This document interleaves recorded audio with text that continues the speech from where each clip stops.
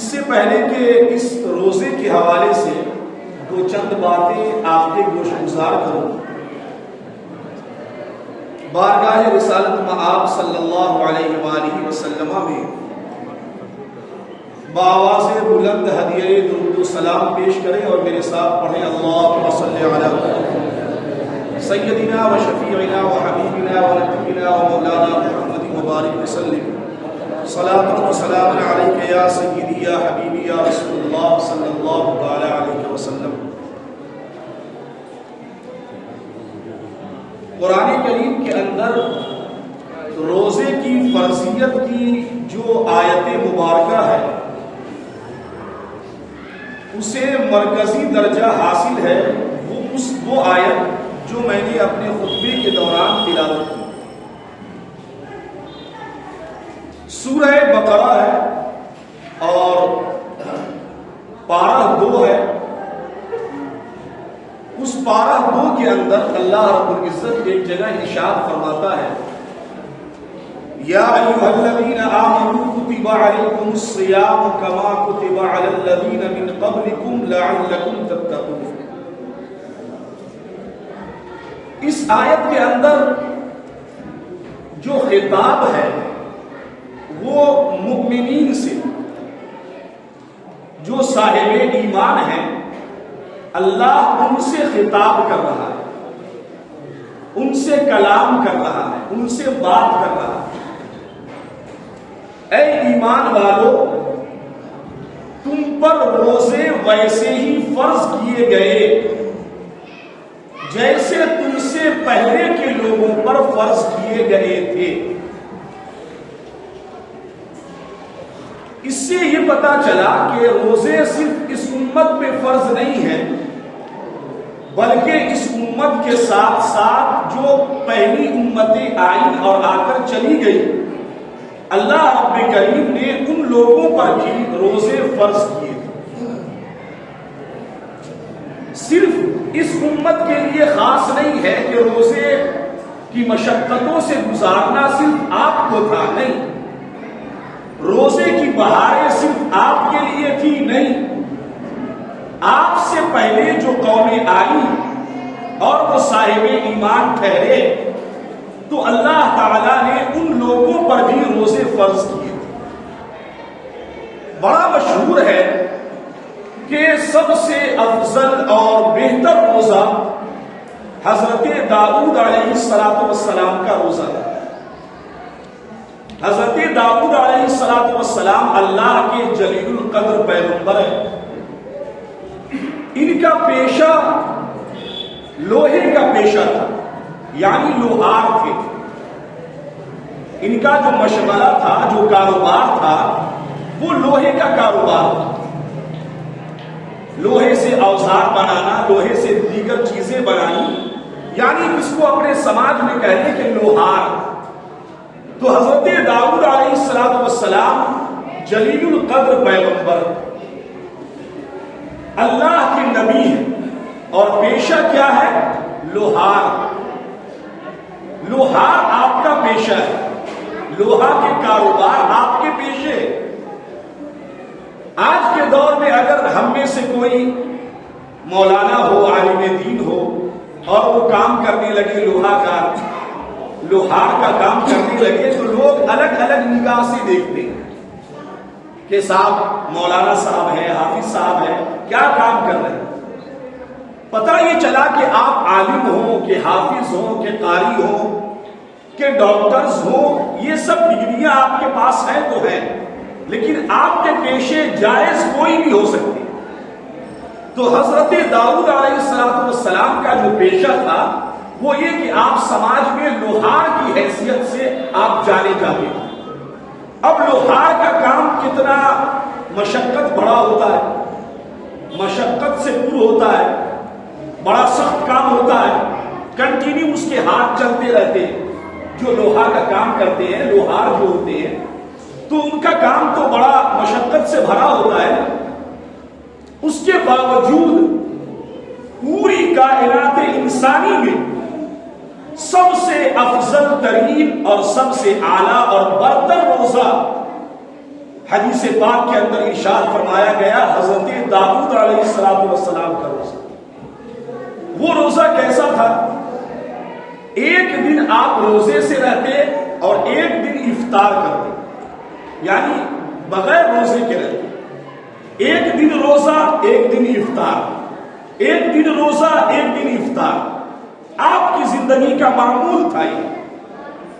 ایک دن روزہ رکھتے اور دوسرے دن آپ افطار کرتے. آج افطار سے ہیں یعنی آپ روزے سے نہیں ہیں تو اگلے دن آپ روزہ رکھتے، پھر اس کا پھر اگلا دن آتا تو آپ افطار سے ہو گئے. پوری زندگی کا معمول تھا. تو یہ سب سے بہتر روزہ ہے جس کو رسول اکرم صلی اللہ علیہ وسلم نے حدیث پاک کے اندر ارشاد فرمایا.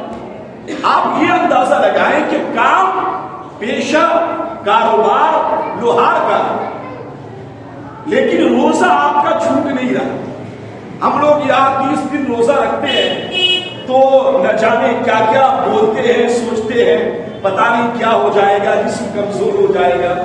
وہ کام کتنا مشقت سے بھرا ہے، وہ تکلیف اور دکھ سے بھرا ہے، اس میں محنت ہے. اس کے باوجود اللہ کے پیغمبر ایک دن روزہ رکھتے ایک دن افطار کرتے. اس کے بعد دوسری قسم کا روزہ ہوا جو میرے اور آپ کے آقا و مولا محمد مصطفیٰ صلی اللہ علیہ وسلم نے رکھا. وہ روزہ کیا تھا کہ رمضان کے علاوہ میرے اور آپ کے پیغمبر سوموار اور جمعرات کو روزہ رکھتے تھے.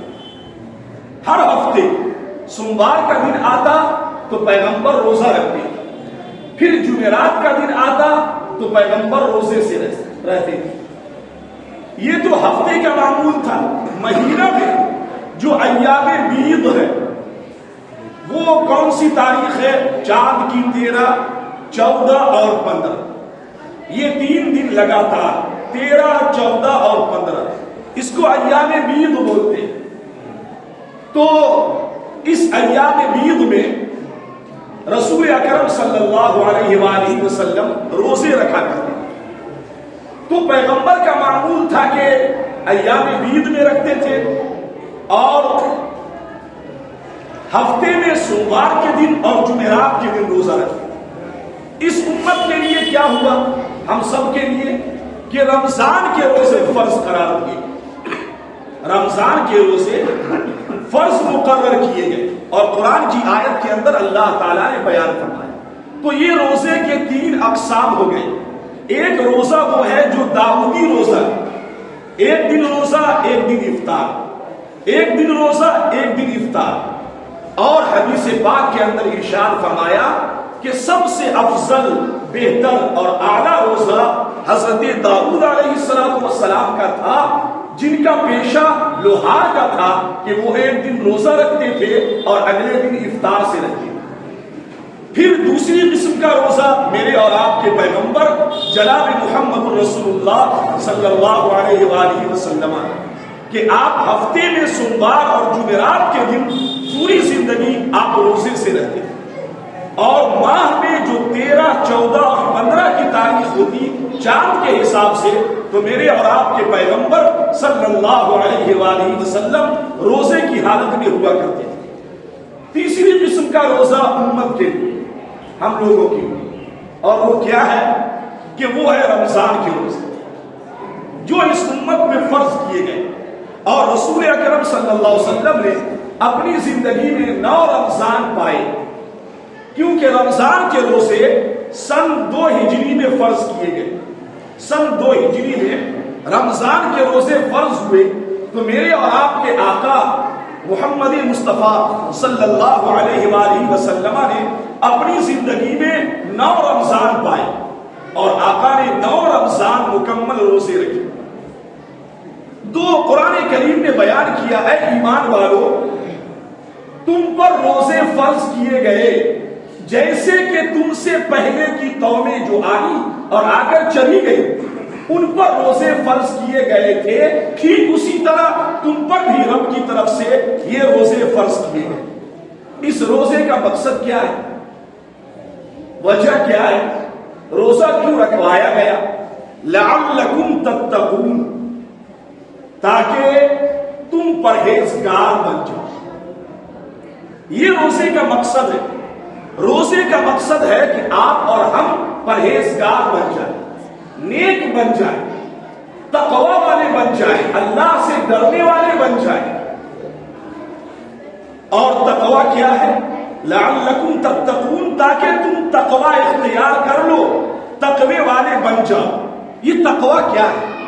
حضرت سیدنا عمر ابن خطاب رضی اللہ تعالی عنہ نے ایک دوسرے صحابی غالباً جن کا نام حضرت ابی ابن کعب رضی اللہ تعالی عنہ, پوچھا کہ اے ابی ابن کعب یہ تقوی کیا ہے؟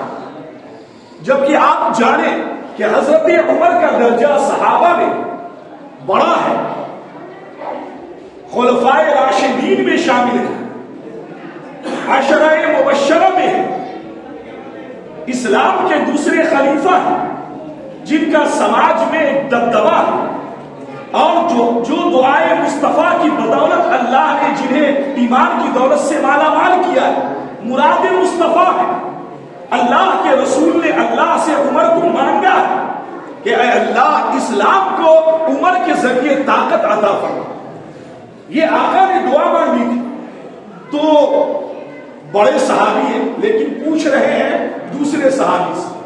پتہ یہ چلا کہ ہم میں سے کوئی کتنا بڑا جانکار ہو, سوال کرنے میں جھجک نہیں کرنا چاہیے. آپ سوال بحسن و خوبی کریں, جانکاری لیں, علم حاصل کریں, پوچھیں اگر معلوم نہیں, یا دوسروں کو بتانے کے لیے پوچھیں تاکہ میرے سوال سے دوسرے واقف ہو جائیں. تو حضرت عمر نے پوچھا کہ اے ابی ابن کعب یہ تقوی کیا ہے, ذرا مجھے بتاؤ. تو حضرت ابی ابن کعب رضی اللہ تعالی عنہ ارشاد فرماتے ہیں اے عمر بس یہ جانو کہ ایک تنگ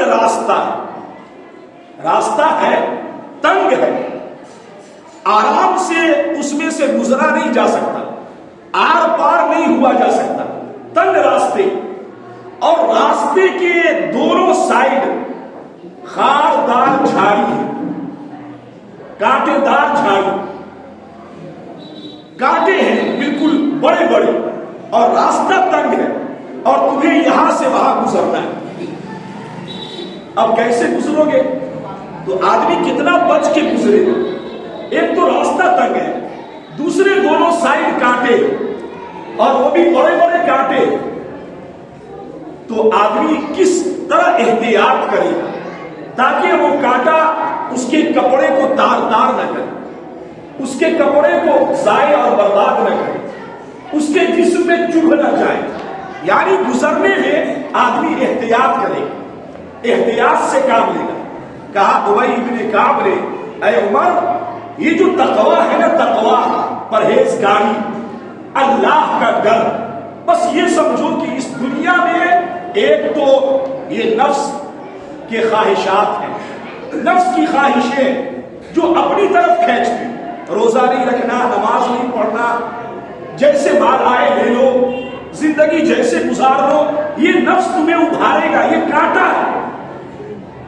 اور ایک طرف دنیاوی مشاغل ہے, شیاطین ہے, انسانی شکل میں بھی شیاطین ہے, مکر و فریب کرنے والے, فرعون ہے, دجال ہے. ایک نفس کی خواہش ہے جو تمہارے اپنے اندر پنپ رہی ہے, دوسری طرف یہ دنیا ہے جو تمہیں للچا رہی ہے. اب اس دونوں کانٹوں سے بچ کر اسلام کی ڈگر پہ چل کر اپنے آپ کو گزار لینا, اور پھر اپنے آپ کو رب کی بارگاہ میں قابل تعریف بنا لینا, کامیاب کر لینا, یہی تقویٰ ہے, یہی پرہیزگاری. تمہارا نفس ہے جو تمہیں کھینچ رہا ہے دنیا کی طرف, دنیا کے خواہشات کی طرف, آرزوؤں کی طرف. ارے بچے کی پرورش کرنی ہے, مال جیسا بھی آئے, مال ہم نے کمایا ہے کیوں ہم مسجد میں دیں. یہ تمہارے نفس کی خواہش ہے, یہ نفس کی آواز ہے. چلو بعد میں نماز پڑھ لیں گے, ارے روزہ کیا ہوگا. یعنی یہ جو طرح طرح کی باتیں تمہارے دل و دماغ میں ابھرتی ہیں اور پنپتی ہیں, یہ سب دنیا کے کانٹے. تم میں سے جو کوئی اس سے بچ کر اس دنیا سے گزر گیا گویا کہ اس نے تقویٰ پا لیا, وہ پرہیزگار بن گئے. تو قرآن کریم کے اندر روزے کا مقصد بیان کیا گیا تاکہ آپ پرہیزگار بن جائیں، متقی بن جائیں۔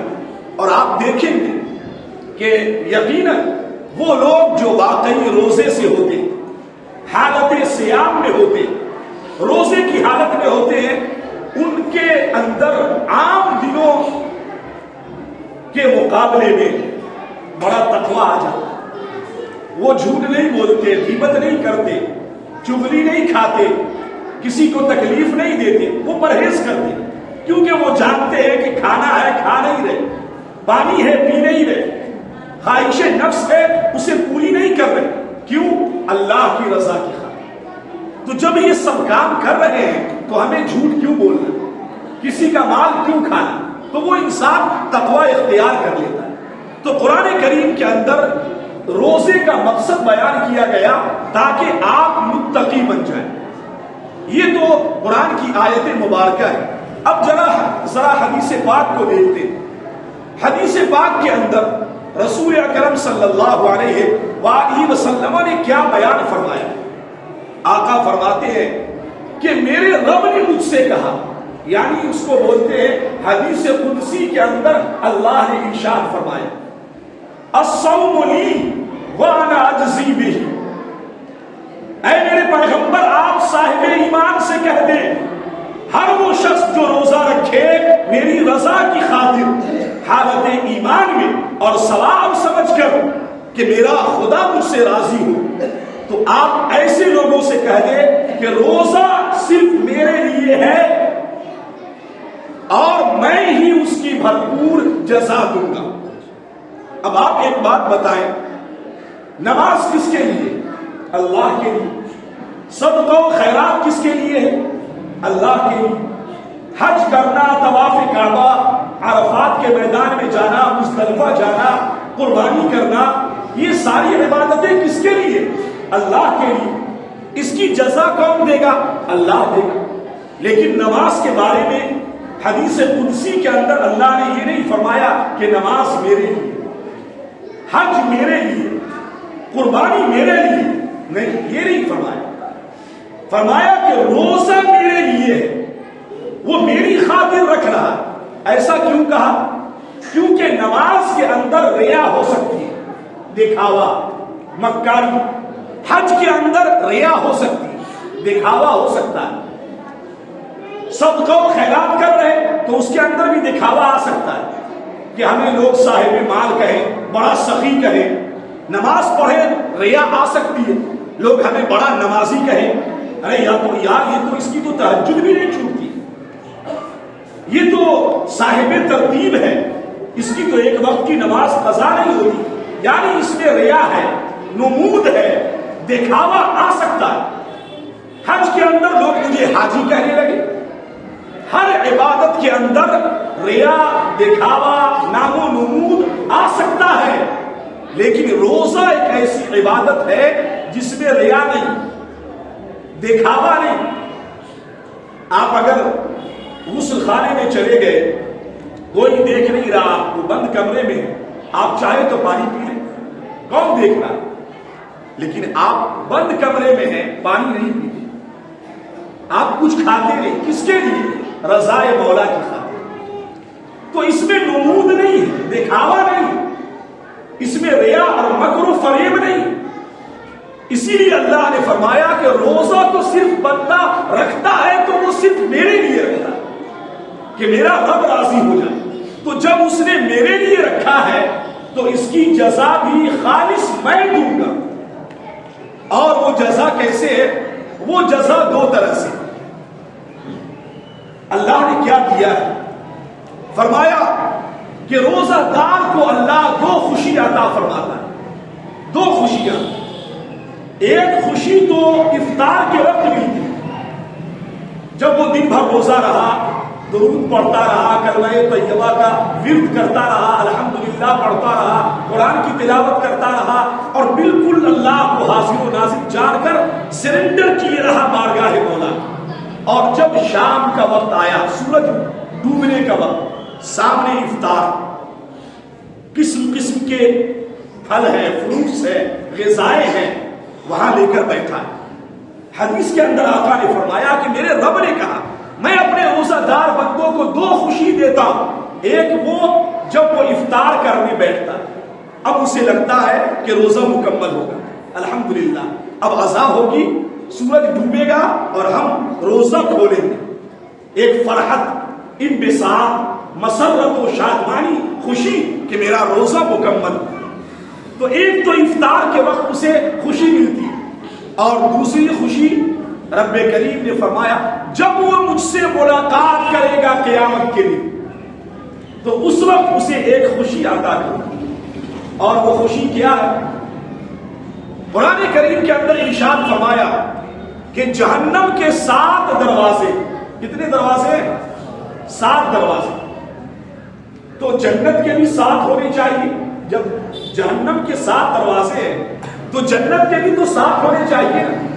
قرآن کریم کے اندر جہنم کے دروازے کا ذکر اس طرح سے کیا اللہ تعالیٰ نے، لہا 7 ابواب، کہ جہنم کے کل 7 دروازے ہیں۔ حدیث پاک کے اندر آقا نے فرمایا اور معلوم ہے تمہیں کہ جنت کے کتنے دروازے؟ نہیں یا رسول اللہ، کہا جہنم کے تو 7 دروازے لیکن جنت کے 8 دروازے۔ جنت کے دروازے کتنے ہیں؟ 8۔ کہا یا رسول اللہ یہ ایک دروازہ کیوں بڑھا دیا گیا؟ اس میں سے کون داخل ہوگا؟ کس کا داخل ہونا، کس کو اس میں داخل ہونا نصیب ہوگا؟ یہ کون لوگ ہوں گے جو اس دروازے سے جنت میں داخل ہوں گے؟ تو آقا نے ارشاد فرمایا کہ میرے رب نے مجھ سے کہا کہ یہ جو دروازہ ہے 8واں دروازہ، جس کا نام بھی حدیث میں بیان کیا گیا، یقال لہ الریان، اس دروازے کا نام ہے ریان۔ کون داخل ہوں گے؟ روزے دار کے سوا کوئی بھی اس دروازے سے جنت میں داخل نہیں ہوگا، صرف روزہ دار داخل ہوں گے۔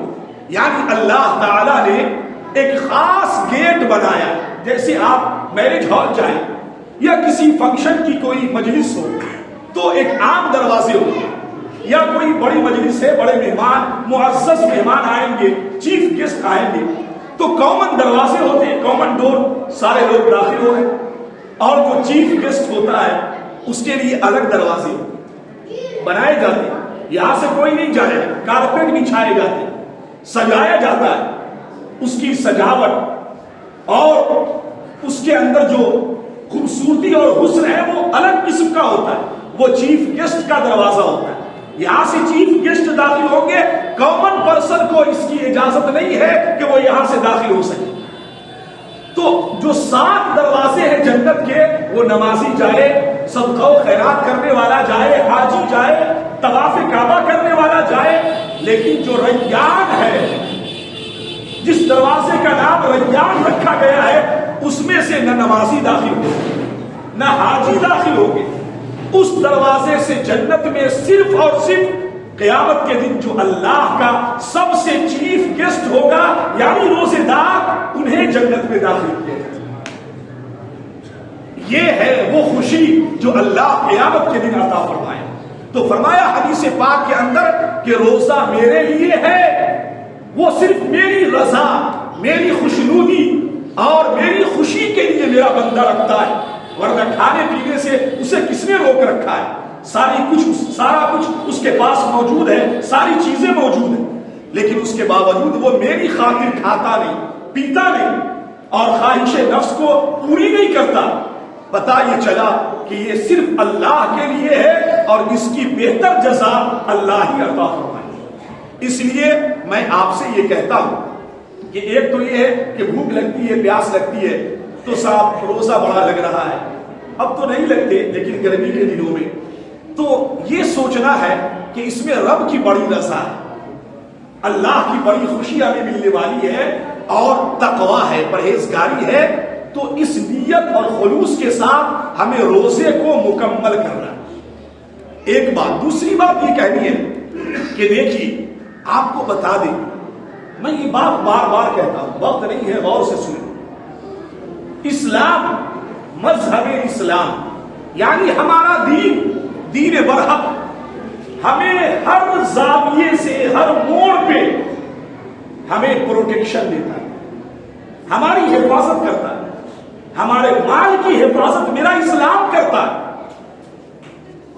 ہماری اولاد کی حفاظت میرا اسلام کرتا ہے، میرے ایمان کی حفاظت میرا اسلام کرتا ہے، ہر اعتبار سے پروٹیکٹ کرتا ہے۔ تو آپ کیا سمجھتے ہیں کہ صحت جو سب سے عظیم دولت ہے ایمان کے بعد، کیا آپ یہ سمجھتے ہیں کہ اس کی حفاظت اسلام نہیں کرے گا؟ اسلام آپ کی صحت کی حفاظت کرتا ہے۔ اور جو لوگ روزہ رکھتے ہیں اور وہ جو روزہ نہیں رکھتے، دونوں میں بڑا فرق ہے۔ وہ لوگ جو روزہ رکھتے ہیں ان کی صحت محفوظ ہو جاتی ہے۔ ہم لوگ بھی تو نا کہیں کام کرتے ہیں، کمپنی میں 8 گھنٹے کام کیے، 9 گھنٹے، ارے تھک گئے، تھوڑا آرام کرنا۔ اللہ نے رات آرام کے لیے بنائی، 8 گھنٹے ڈیوٹی کر لی، اب تھوڑا جسم کو ریسٹ چاہیے۔ کیوں؟ یعنی ریسٹ کرنا، آرام کرنا یہ میری فطرت میں شامل ہے، میرے نیچر میں کہ ہمیں آرام کرنا ہے۔ تو یہ جو پیٹ ہے سالوں بھر چل رہا ہے، 3 ٹائم چل رہا ہے، 2 ٹائم چل رہا ہے، اس کو بھی تو آرام چاہیے نا۔ اور جس طرح ہم آرام نہ کریں اور کنٹینیو کام کرتے رہیں تو ہم ضائع ہو جائیں گے، ہم برباد ہو جائیں گے، ہم پریشان ہو جائیں گے۔ ویسے ہی اگر پیٹ اگر کنٹینیو چلتا رہے، مستقل چلتا رہے، اگر اس کو آرام نہیں دیا جائے تو پیٹ میں نہ جانے کئی قسم کی بیماریاں جنم لینے لگے۔ تو اللہ تعالیٰ نے روزہ دے کر ہماری صحت کی حفاظت، اس کے روحانی بڑے فائدے، جسمانی فائدے، اس لیے ایسے روزہ رکھ لیں گے تو بس روزہ، لیکن آپ اگر سوچ کر کے روزہ رکھیں کہ روزہ ہماری صحت کے لیے بڑا مفید ہے، بڑا فائدہ مند ہے، تو آپ دیکھیں گے آپ 3 ماہ روزہ رکھ لیں آپ کو کچھ نہیں ہوگا، کیونکہ آپ کے دماغ میں سائیکولوجیکلی یہ بات آ گئی کہ یہ روزہ میری صحت کے لیے بہتر ہے، اچھا ہے۔ یہ جو موذی پارٹس پرزے ہیں ہمارے جسم میں، روزہ ان تمام کو بھسم کر دیتا ہے، تباہ کر دیتا ہے، اور میرا جسم فریش ہو جاتا ہے، تازہ ہو جاتا ہے۔ تو اگر یہ سوچ آ گئی نا آپ کے اندر اور ہمارے اندر، تو پھر روزے رکھنے کا تو ایسا شوق پیدا ہوگا، ایسی للک ہوگی کہ آپ سوچ نہیں سکتے۔ اس لیے روزے کے بڑے فائدے ہیں صحت کے حوالے سے، تو آپ روزے سے رہے، شوق ذوق سے روزہ رکھیں، اور خاص طور پہ روزہ اللہ کی رضا کے لیے، تمام تر فسق و فجور سے، گندگیوں سے، برائیوں سے اپنے روزے کو پاک و صاف رکھیں۔ اللہ تعالیٰ ہمیں اور آپ کو یہ جو کچھ ایام باقی ہیں، ابھی تو لمبا وقت ہے، تو آج اور کل کا روزہ تو الحمدللہ سب لوگوں نے رکھا اور رکھے ہوں گے، لیکن اس کے بعد بھی روزہ کو آپ ترک نہیں کریں۔ آپ کی صحت کے لیے بڑا نفع بخش ہے، بہت مفید ہے، اس لیے آپ روزے سے رہیں۔